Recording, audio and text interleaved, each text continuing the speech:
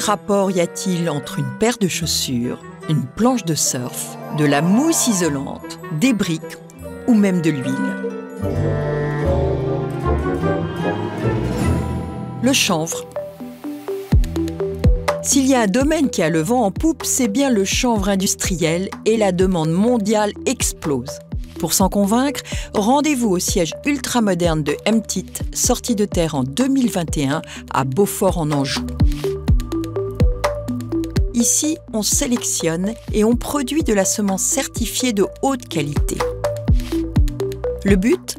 Proposer une offre qui réponde à des utilisations très variées, fibres, paille ou graines, pour les enjeux industriels de demain. Il y a 3 grandes orientations industrielles.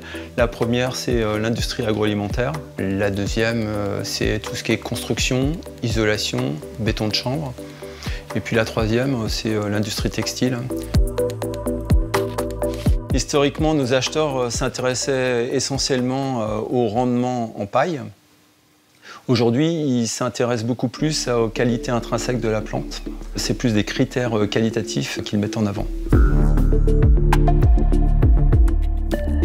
C'est là qu'intervient Marjorie, sélectionneuse, et son équipe dédiée à la recherche variétale. Il y a vraiment beaucoup de ramifications, donc beaucoup de fleurs et donc potentiellement beaucoup de graines. Dans ces parcelles, on va caractériser le matériel génétique qu'on a produit avant dans les chambres de culture. Typiquement, on va observer chaque plante, noter ses caractéristiques. Ensuite, ces plantes-là, elles vont être récoltées. Et on a aussi toute une série de notations, ce qu'on appelle nous en post-récolte, pour aller voir les rendements, les calibres de graines, les taux de fibres, les quantités de chènevote et les autres critères de post-sélection qu'on aura choisis. Le matériel qu'on a aujourd'hui là dans la parcelle, il va être là pour répondre à des besoins qui seront là dans 5-6 ans. Donc moi, mon travail tous les jours, c'est aussi de comprendre ces marchés, d'essayer d'anticiper comment ils vont se développer et de pouvoir aujourd'hui essayer d'imaginer les variétés qui seront là dans quelques années. La particularité de MPIT aujourd'hui, c'est d'avoir intégré une activité de sélection que je considère de haut niveau. 13% du chiffre d'affaires est investi dans les activités de sélection, afin d'assurer 3 missions.